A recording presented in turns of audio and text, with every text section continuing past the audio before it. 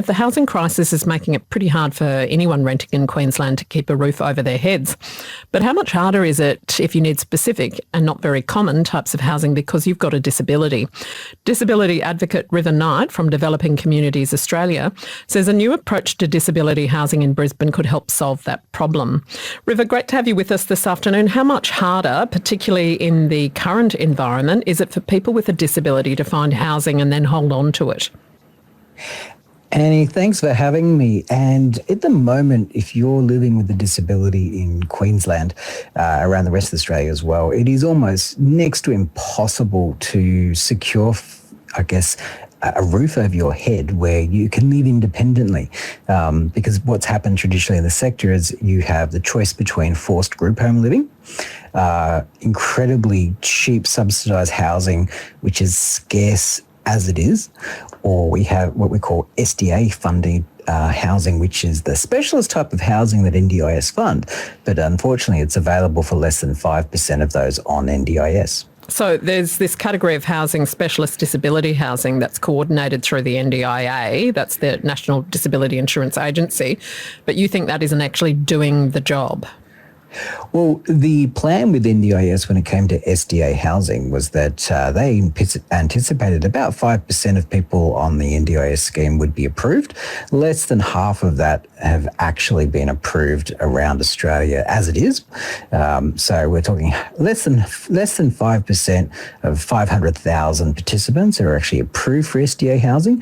SDA housing is that modified type of housing also, which has big returns for investors, but there's very little housing options for the other 95+% of Australians living with a disability on NDIS that actually need housing. So they have the private rental market as the only option for them. And as we've seen, even the average Australian is struggling with the private rental market. So if you're not working and you're on a disability support pension, the private rental market is just simply a zero option for you.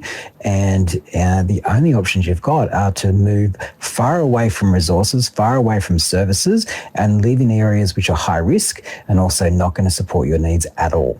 So what's this new type of housing going up in Brisbane that you think changes this? So what we're seeing, and it's a bit of a traditional model that's happened quite a lot, previously before NDIS as well, is we have service providers and investors that are now looking at creating types of accommodation where they fund it themselves because they see the value in investing in housing for people that are secure tenants. But instead of having the traditional model, which is just simply a private rental in the middle of nowhere, not surrounded by anything, they're doing housing that provides independence, but they have that grouped housing. So we've got developments going up like what Aspire Hub are doing here in Queensland, where they have multiple independent accommodation options, as well as some group home options and some shared options.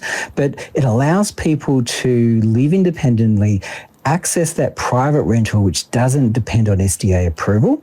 It's secure, it's purpose-built, but it's part of the private rental market. But what's wonderful about these sorts of models is that if you are living in these models, you're not far from a service provider, because what happens with NDIS is that they fund the staff. And traditionally what happens with the funding model is they'll fund a third of a staff member or a quarter of a staff member, and they'll say, I know you want to live independently by yourself, but you're only going to be funded for 1/4 of a staff member. So you're forced to live in a house with 4 other people, which may not be ideal, and we're going to fund 1/4 of that staff member. So as long as you can find 3 other people to live with, you'll be okay.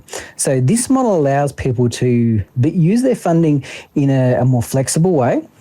Staff can be funded on the site there. They can share those staff resources around, and we can get away from that model where we are forced to chop staff up. So if you're living in a house where you're funded for 1/4 of a staff member, there's 4 of you in there, one of you needs to go to the doctor, you don't all have to sit there together and go, you know what, I'm going to take either the left arm or the left leg to support me to get to that doctor. Yeah. So is this type of housing going to be, available to more NDIS recipients? Well, what we're seeing with groups like Aspire Hub is we're seeing a commitment from developers, private developers, service providers, where they see the value in having secure tenants like people with disabilities that are funded and need supports.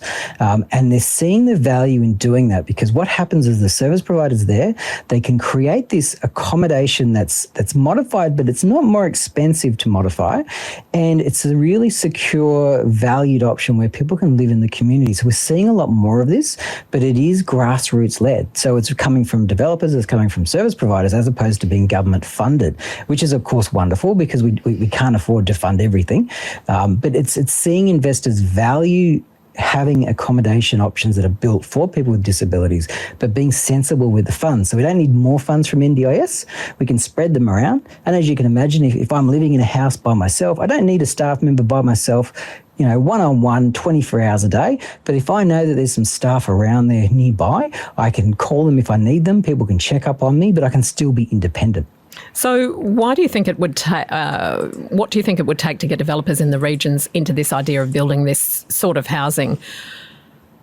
What we've got to do is look at the current market. So the SDA market, which is still only very small, but it's got a lot of money attached to it from NDIS, is we need to get away from this model where they look at having houses that are built for 4 people only, because investors want that $20,000 to $30,000 a head per year per participant, because that motivates them to get a great return on something that really shouldn't be a moneymaker.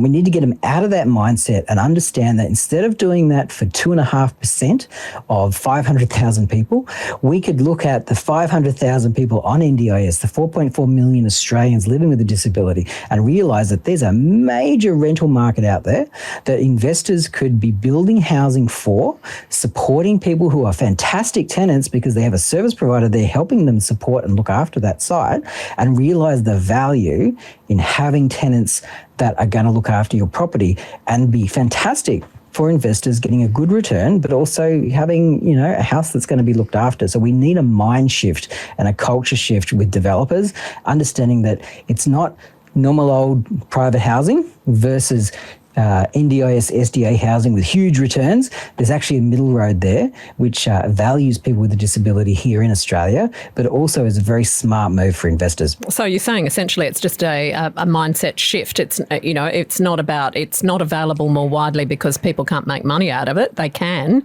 but it's just about doing things a different way.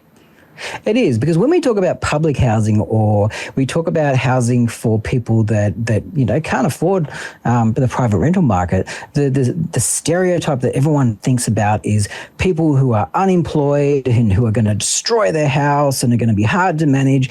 They have this very unusual idea which just simply doesn't meet reality. So if you've got a service provider there in that house supporting a person with a disability, 1, 2, 3 of them, you've got staff there looking after that property, you've got a really, steady tenancy that's going to be supported. You've got NDIS involved in it as well. It's a very smart move. So people like Aspire Hub that are leading the way here in Queensland, because they're able to recognise the value in that, are really showing investors and developers what can be done, and also making the lives of people with a disability far more, achievable when they know they can live in Brisbane instead of having to move out to the sticks. All right, River Night sounds like a good idea. Let's see if it can take off in the regions as well, where I'm sure equally people living with disabilities need this accommodation. Thanks so much for telling us about it, River.